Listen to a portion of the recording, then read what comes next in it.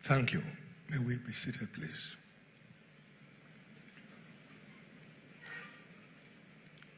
For the good news that came forth in the just presented address by the Vice Chancellor, let's give the Lord a big hand of praise.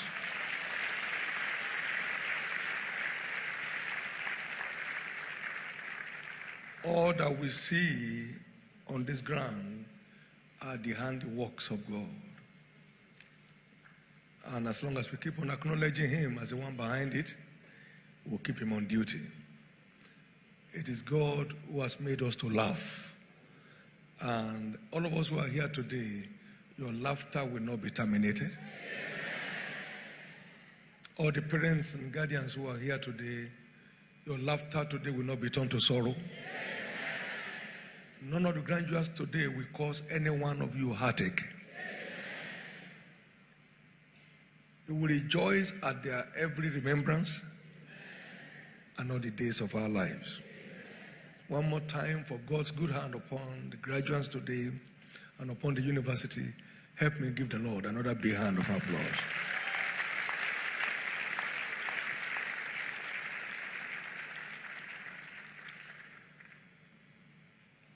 I'll be treating us to a little subject here today that I believe is very vital, particularly to our graduating class. I've called it a wake-up call to a generation on the wrong side of history. A wake-up call to a generation on the wrong side of history.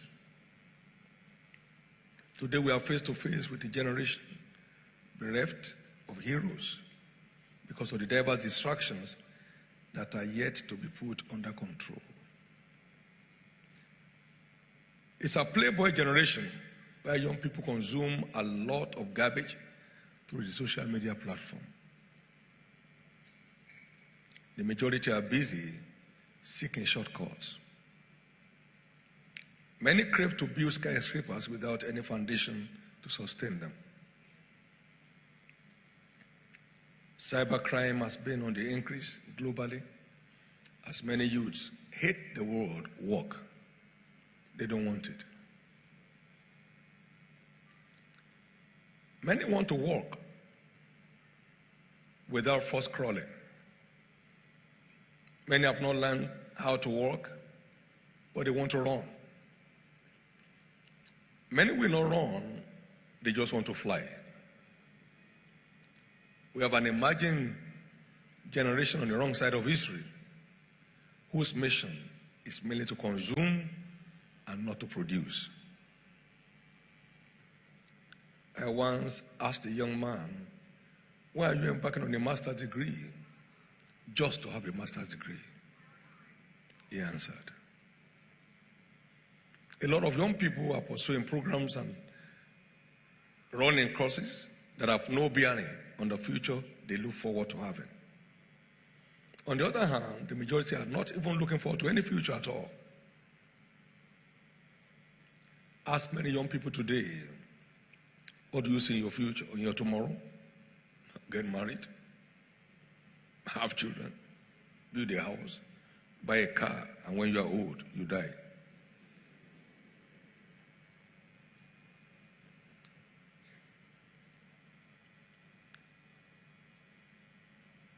No one has a place in destiny without a vision. No one secures the fulfillment of any vision without giving it a run of his life.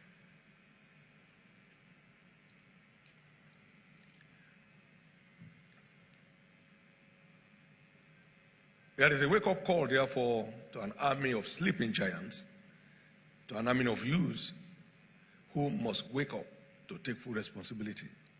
One, to seek vision for their lives, because no one arrives at a future he cannot see. Two, to prepare to pursue such a vision to full realization, because no one arrives at a future he's not prepared for. And if a man does not know where he's going, anywhere may look like it. Without a vision, a people is made naked. Without preparation, a vision is short-lived and frustrated. No giant ever emerged in any field without adequate preparation for their pursuit. Time. This great literary giant by name William Shakespeare once said, "I wasted time, now time doth waste me." Our own Dr. Nnamdi Azikiwe also said, "Give me my youth back and I will pay any price for it."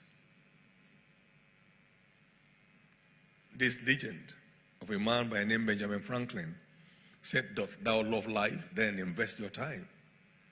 Don't squander it, for that is the stuff that life is made up of." As I've often said, life without a vision is an adventure and frustration. And life without a bearing is a burden. Only those who know where they are going ever get anywhere. No one ever arrives at a future he cannot see. Neither does anyone arrive at a future he's not prepared for.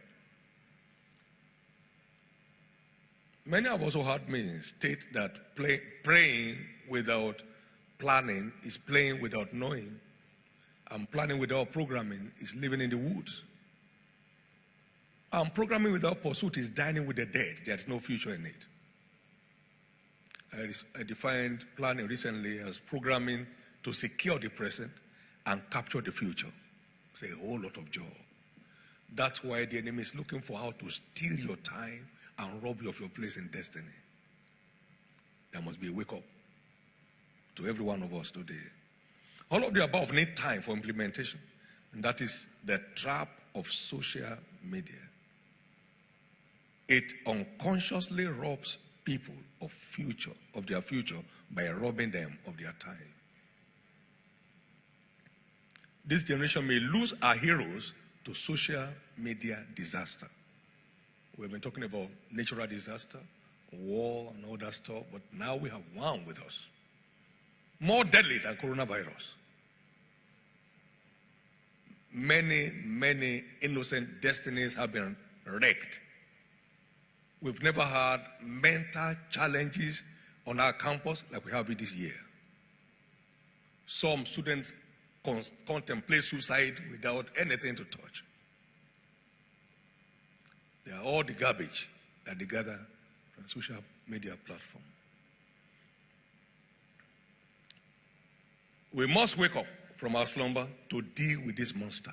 It's a monster. I was told recently of a little girl of about 8.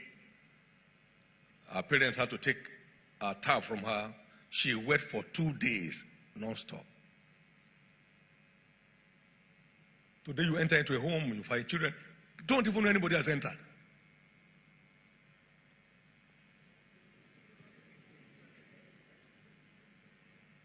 Young fellows going for exam have their ears plugged.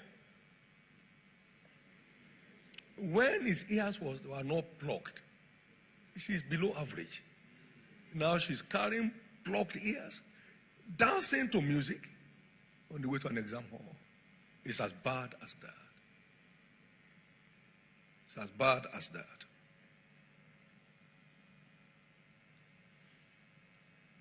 Here is a wake-up call, therefore, to an army of sleeping giants, an army of youths who must wake up to take full responsibility over their lives.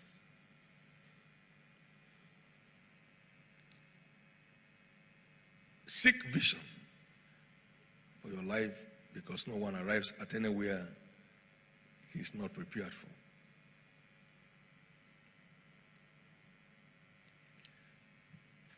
My prayer today is that this graduating class will step out and make a difference by placing real value on your time.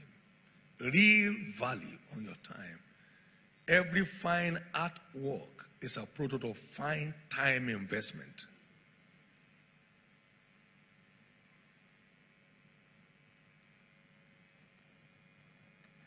You don't run with another man's leg to win a race. You need your own legs.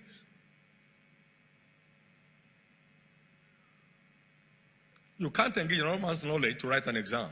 You need your own knowledge. Things are going haywire around the world today, and people have not come to discover where the source of this problem is. Roll on, please. A media house carried a survey recently on the use of telephone and social media platform.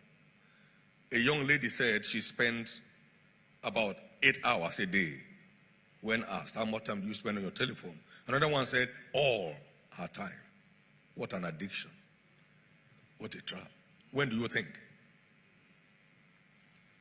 Today, some professionals have classified social media addiction along with drug, alcohol, and sex. What a silent destroyer that many are toying with today. Some years back, one of the Asian countries, via a study, discovered the negative impact of the use of telephone on the performance of students in their school system. Recently, China just banned the use of telephone in primary and secondary schools. And yet they produce and send around the entire world. It's time to deal with this virus. In 2013, New York schools placed a ban on the use of mobile phones in public schools and private institutions to enable kids focus on learning, not Snapchatting and texting and whatever else they might do on a mobile service or mobile device. A survey result shows that when you talk to students, teachers, and parents at schools where mobile phones are banned, they will tell you that student performance improves and children are playing at lunch time and not lost on their device. They don't even know when the school or when the class is to resume. Just lost. Completely forgotten. It has to be dealt with. It has to be dealt with. That is one of the culture you have imbibed at Covenant University if you did. That's what to live with if you want to make your mark in life.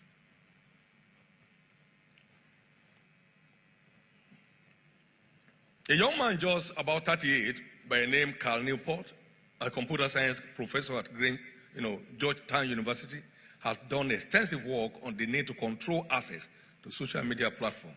His titles include Success in a Distracted World, Very Tough, Uphill Task. Time is not there to make it happen.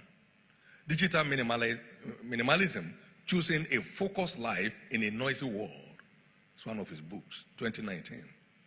The Time Block Planner, 2020. And then number 4, The World Without Email, 2021. A lot of precious time is stolen, and willingly so, and unconsciously so. Young people have invested 16 hours minimum on my assignment on a daily basis for years. It's showing. You can't get out of life more than what you put into it. It's showing. I've entered shopping mall in Lagos twice. I've been here since 89. I don't have a strange size. I want to buy something, you can go and buy for me. You have no time today, you pay for it tomorrow. Let's look at a few excerpts here before I sit down. Digital minimalization is a philosophy of technology use in which you focus your online time on a small number of carefully selected and optimized activities that strongly support things you value, and then happily miss out of everything else. What a philosophy. The key to thriving in a high-tech world is to spend much less time using technology. You may hate it, but that's the way forward. I only hope that this generation will have zero number of heroes when the history is being written. Somebody has said between now and between 50 and 100 years, we'll know the negative impact of this social media addiction. It's time to review. The tycoons of social media must stop pretending that they are friendly, not gods, building a better world, and admit that they are just tobacco farmers in T-shirts selling an addictive product to children.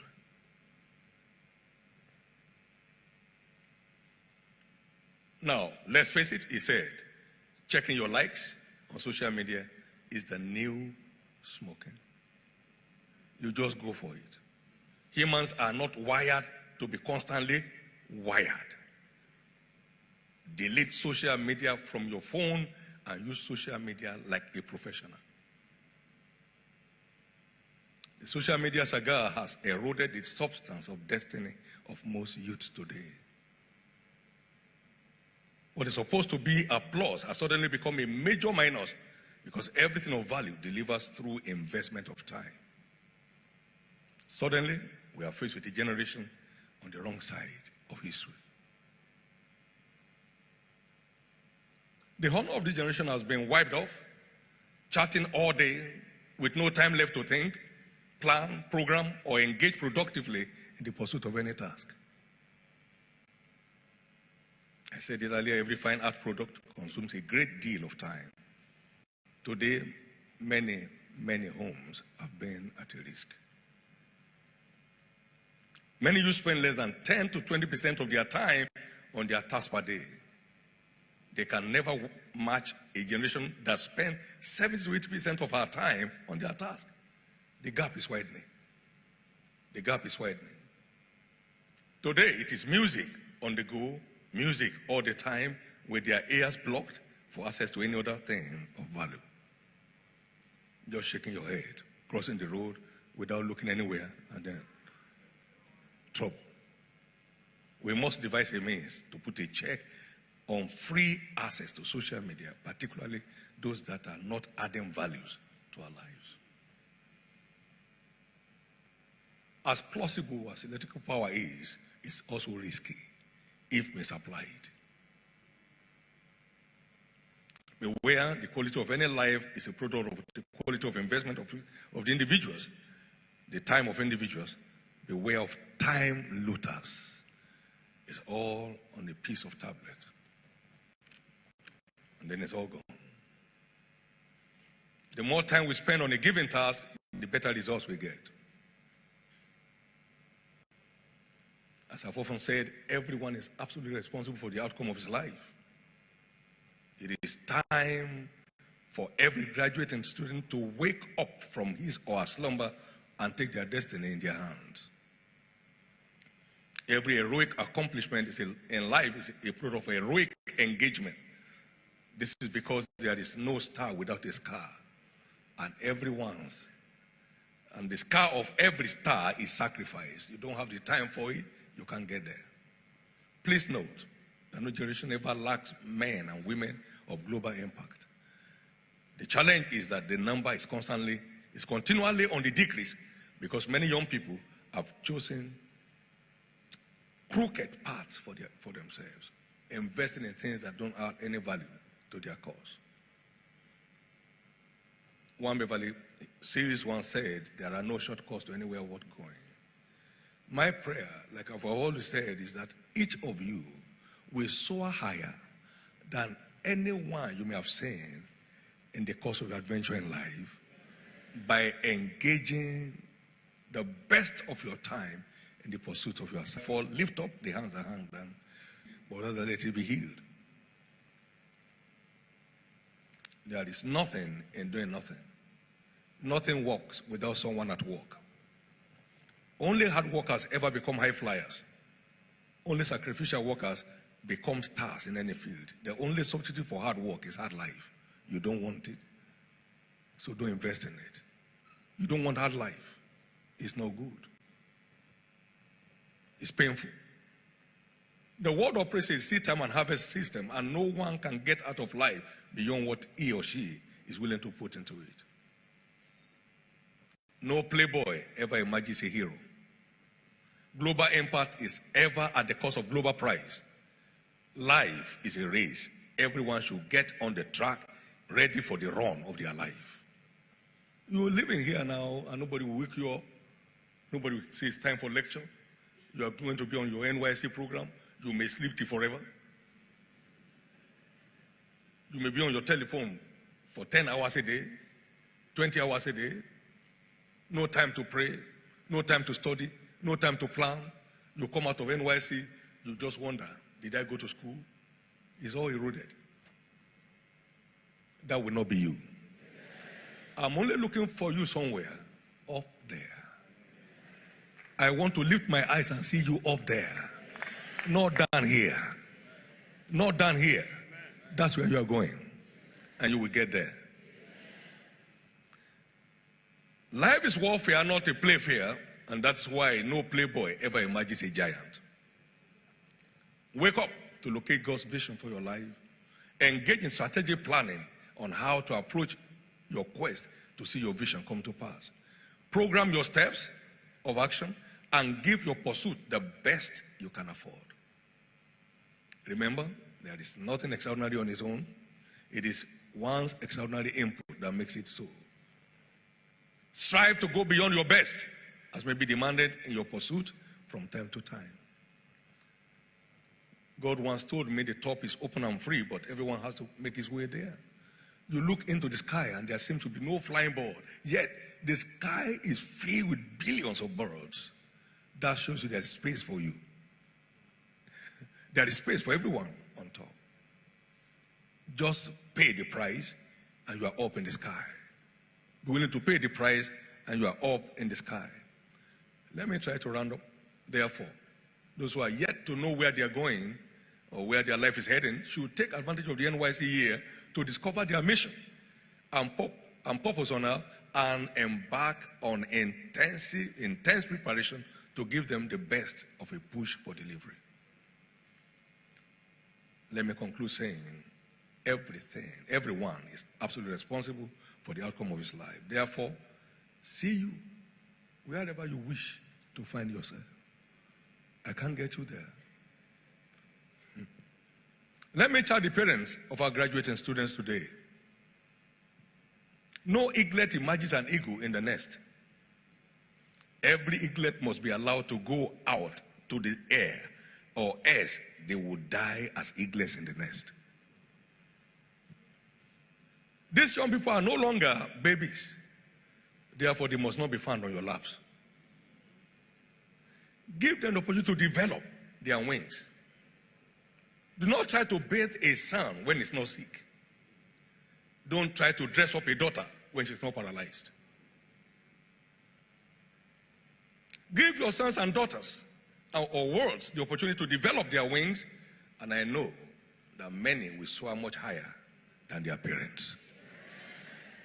It doesn't matter where your parents may have reached by grace, you go beyond it. You go beyond it. You go beyond it. Nursing a grown-up son or a daughter is faith parenting. Hold them up in your prayers, but don't put feeding bottles in their mouth. Finally, to our graduating students, you must get out of the nest so you don't destroy your colorful future. Continue to honor your parents for their unfathomable investment in providing quality education through their hard work and sacrifices. Strive to do them proud by taking full responsibility for the future you desire to live in. Again, I wish you the best you wish yourself.